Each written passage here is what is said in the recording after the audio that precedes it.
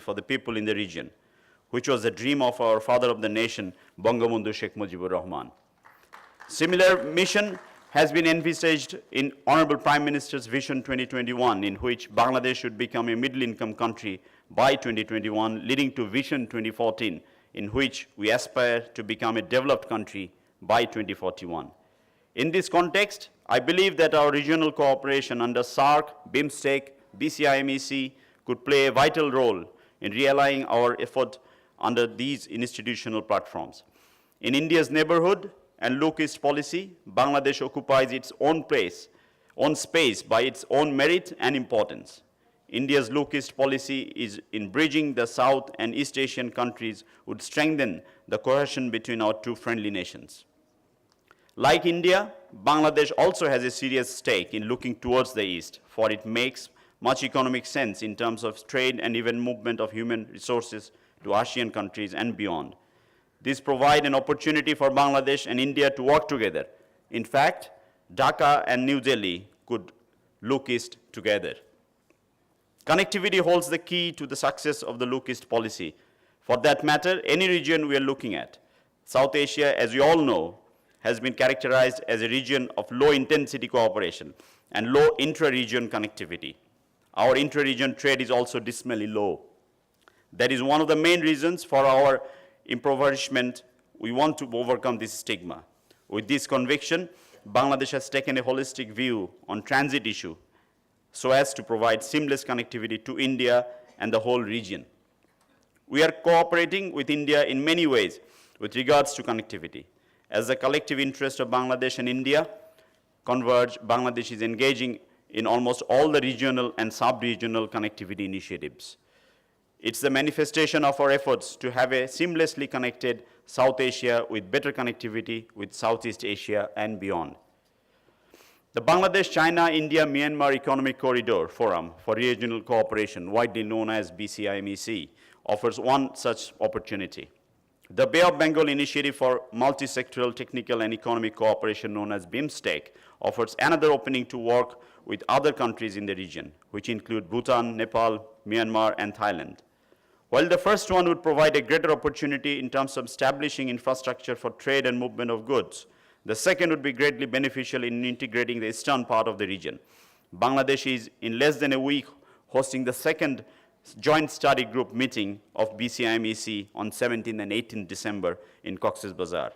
This four-nation economic corridor is of great significance for the development of South Asia, and Bangladesh is playing an active role in its construction. We recognize that the development of the corridor would constitute an important vehicle to complement various regional connectivity initiatives and provide an important avenue for strengthening cooperation and sustainable development through economic growth of the entire South and Southeast Asia, as well as the Indian Ocean region.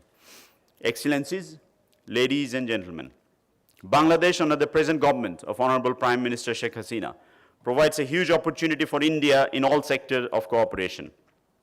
The new government in New Delhi should make use of this momentum and take the process forward in making Bangladesh India's strategic partner towards the East.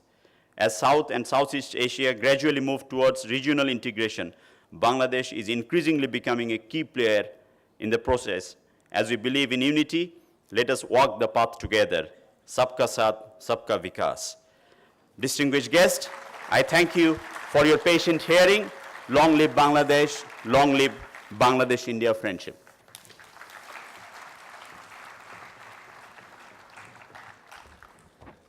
Thank you, sir. Mr. Anil Wadhwa has served on various diplomatic assignments. He served as a First Secretary in Embassy of India, Beijing, UN Disarmament Fellow in Geneva, First Secretary Disarmament at the Permanent Mission of India in Geneva, and later the Technical Secretariat for the Organization for the Prohibition of Chemical Weapons in The Hague. Sir has served as the Indian Ambassador to Poland, the Sultanate of Oman, and the Kingdom of Thailand. He holds a master's degree in history with a specialization in Chinese history and medieval Indian history and architecture. Mr. Anil Wadhwa has contributed a number of articles mainly in the field of disarmament and international security. Sir, I request you to kindly address the audience.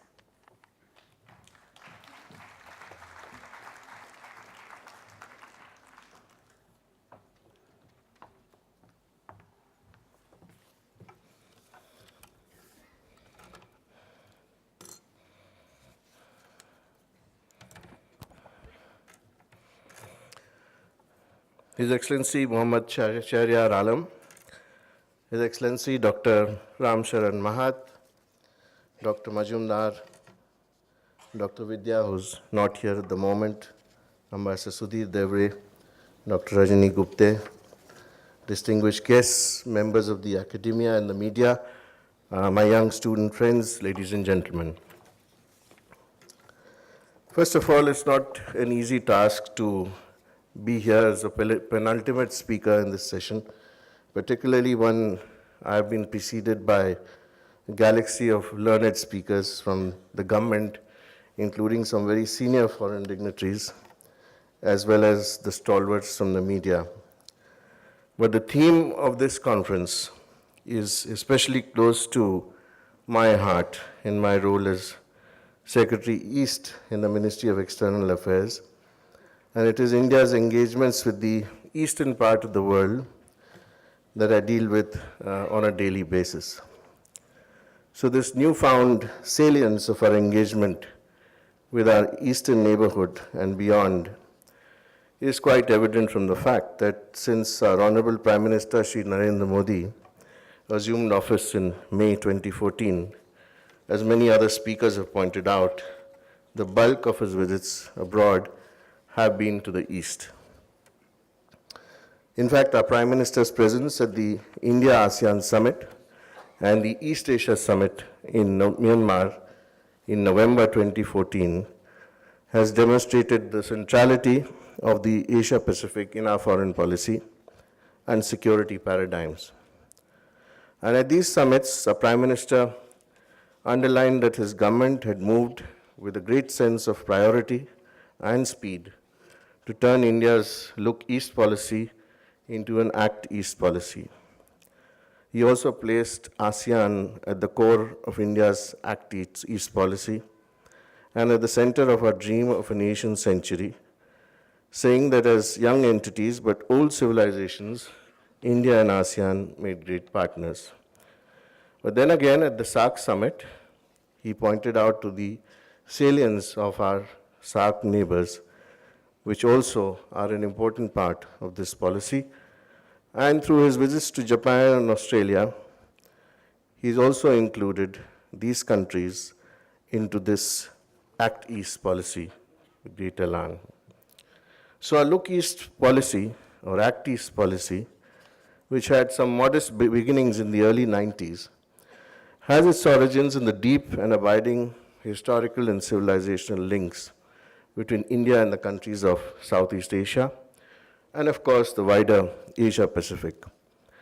This region, and indeed the world, have come a long way since then. The Asia-Pacific is today one of our fastest growing regions of the world, showing unparalleled dynamism in political, security, economic, and demographic terms. And it has truly emerged as the economic and geopolitical center of gravity of the world in the 21st century. Some of the dominant trends shaping this reality include the rise of a number of powers in Asia, notably China, the rebalancing of pivot to Asia strategy of the United States, and a regional economic and strategic architecture seeking to define itself with strong currents of multilateralism.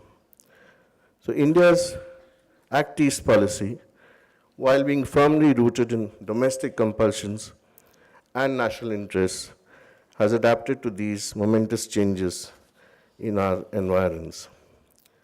In this context, our relationship with ASEAN is central to this footprint in East Asia. We became a sectoral dialogue partner of ASEAN in 1992, and this potential of partnership has grown commensurate with the increase of our collective capabilities, our growing economic integration, and the ongoing evolution of political and security architecture in this region. We became a fully fledged dialogue partner of ASEAN in 1996, a summit-level partner in 2002, and the decision at the India-ASEAN Commemorative Summit in New Delhi in December 2012 to elevate this relationship to a strategic partnership was a natural progression of the ground covered since 1992. Of course, the ASEAN-India partnership covers three main pillars. That's political security, economic, and socio-cultural. And with India's participation in 26 ASEAN-India mechanisms and a host of ASEAN-led fora, such as East Asia Summit, the ASEAN Regional Forum, ASEAN Defense Ministers Meeting Plus, an expanded ASEAN Maritime Forum, India-ASEAN relations have become a cornerstone of India's foreign policy and a foundation of this Act East policy. India looks forward to a more integrated region. It works very closely with ASEAN member states. And then we had a mention of connectivity earlier on during this session. And we are working towards enhancing connectivity in all aspects, physical, institutional, and people to people. Myanmar is a land bridge to ASEAN, and we have maritime boundaries with several ASEAN countries. Enhancing this connectivity with our ASEAN neighborhood, Asian neighborhood, let's call it the wider Asian neighborhood, is a strategic priority. And of course, this enhanced connectivity will undoubtedly bring multifarious benefits to all countries of the region. But it holds in particular immense potential to bring about a significant positive development impact to our northeastern region as well. We have made progress in implementing the Trilateral Highway Project, which proposes to provide seamless connectivity from Moreh in Manipur to Mae in Thailand via Myanmar. Also, work is in progress on the Kaladan Multimodal Transport Project, which will provide a road and a river link between Myanmar and Mizoram, as well as connect Indian ports to Sitwe port in Myanmar. A number of connectivity projects with our SAARC neighborhood are also underway. Let me take this opportunity to thank His Excellency, Dr. Ram Sharan Mahat, for his very frank views in this regard. He said that poor connectivity is indeed something which hampers our intra-regional trade, and we have to improve upon this situation. India is ready to transfer productive capacity to all its neighbors. And in this context, we are ready also for production sharing. We look forward to further progress in this regard. We are simultaneously endeavoring to increase maritime and air connectivity between ASEAN and India so as to transform the corridors of connectivity into corridors of economic cooperation. Underlining the importance of the connectivity agenda, our Prime Minister had, during the 12th ASEAN-India Summit at Naypyidaw, announced the establishment of a special facility to facilitate project financing and also quick implementation of connectivity projects. India-ASEAN relations today are a reflection of the complementarity of interests between the two partners. We rank second and third in the world in terms of demography, accounting for a combined population of 1.8 billion. And if you combine that with the demographic dividend of the SAARC region, you can imagine the consequences. We are also among the largest and the fastest growing economies in this century. Of course, the trade between India and ASEAN is now $76 billion US. That was the 2013 figure. An average growth of 22% per annum over the last decade. Now that the signature of the Free Trade Agreement on goods and services and investments have all been concluded, we're certain that there would be a significant spurt in bilateral trade and investments. And our aspiration is to double bilateral trade to US $200 billion by 2022. If you look at the current figures of investments, these flows are substantial as well. ASEAN accounts for approximately 12.5% of investment flows into India since 2000. And also, FDI outflows from India to ASEAN countries over the last 7 years were over $31 billion US, while FDI equity inflows into India from ASEAN countries during this period were over US $25 billion. So we hope that this economic engagement, this growing economic engagement between the two sides will expand substantially, and trade and investment balance currently in favor of ASEAN will also be rectified. India is also part of the ongoing negotiations for a regional comprehensive economic partnership, and that involves ASEAN and its 6 dialogue partners. That is China, Japan, South Korea, Australia, and New Zealand, apart from India. As the region moves towards greater economic integration, India is poised to seize this opportunity to carve out a conducive economic space for itself. And as we choose to embark on a policy which is based on economic development, it is imperative to chart a foreign policy course as well, commensurate with our ambitions in Asia and the world.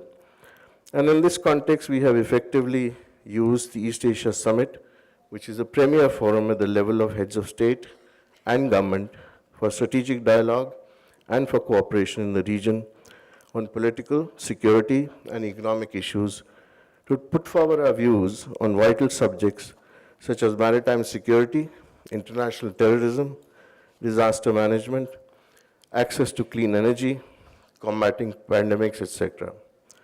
Our Prime Ministers have attended all 9 East Asia summits held since 2005. In view of the grouping's wide composition, it includes powers such as the United States, Russia, China, and Australia, as well as an important role in shaping the evolving regional security architecture. India also participates in multilateral fora such as the Mekong-Ganga Cooperation and BIMSTEC to engage with countries of the region. Our relations with most countries of the region, which are largely sun irritants, as well as our strategic partnership with Japan, South Korea, Indonesia, Malaysia, Vietnam, and Australia, have laid a strong foundation for a strategic dimension to this Act East policy. From the days of being accused of no action, talk only country, we are today seen as a reliable partner by most countries of the region. Over 50% of our foreign trade now goes east, and we are steadily adding political and military content to this bilateral and multilateral relationship in the region.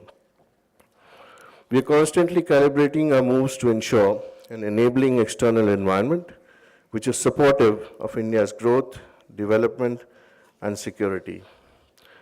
I'd like to conclude by thanking Symbiosis International University for organizing this high-level and well-attended conference on a most topical theme of interest.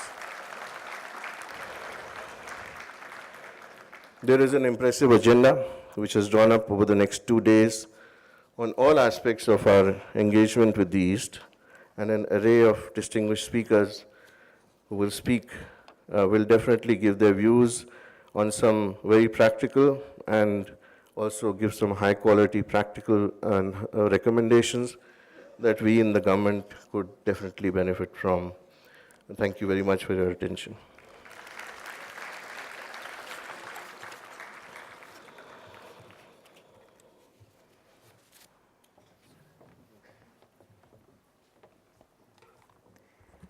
Thank you, sir.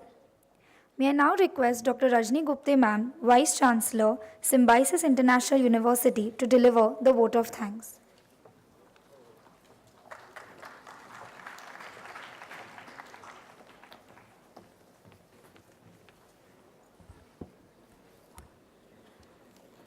Good morning.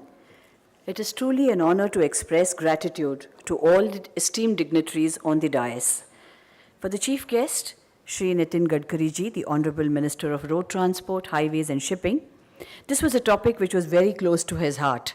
And therefore, when Dr. Vidya spoke to him, amidst his very hectic schedule, he made a flying visit, and I mean that literally, he made a flying visit to us. We are indeed grateful to him for his support. For the Honorable Finance Minister of Nepal, Mr. Ram Sharat Mahat, who spoke of the way ahead for Nepal and India, it was a sort of homecoming, as he mentioned. In fact, since I belong to the same institute, we had our reminiscence over the years brought back all the good old days for both of us. The Honorable State Minister for Finance, Bangladesh, Mr. Shahriar Alam, spoke very eloquently on our shared history and culture. Sir, thank you for gracing this occasion. Mr. Anil Wadhwa, Secretary East, the Ministry of External Affairs, Government of India, I can only express my gratitude, sir, for all the support extended so graciously by the ministry for our second IR conference, and we hope that this association and support will continue as this conference grows in stature year after year. I thank His Excellency, Mr. Kim Nok, for sending his address. I also thank all the speakers across the tracks who will be speaking over the next 2 days. I'm glad that 12 countries are represented here at this conference. Thank you also, guests from the corporate world, guests from the press, faculty, staff, and students who are present over here today. Dr. Muzumdar sir, the Chancellor of the University, you are our inspiration, and every event that we do is something that takes your vision ahead. Dr. Vidya, the person who has made this event possible, thank you, ma'am, for making this event a reality. Finally, all the teams who have worked tirelessly to make this event possible, I thank you all. It's difficult for me to mention by name each and every one, but believe me, there's been an army working out there to make this event work the way it is today. Ambassador Devre, the advisory committee, thank you one and all for being here today. Thank you. Thank you, ma'am. I request the audience to remain seated till the dignitaries leave the dais. Thank you.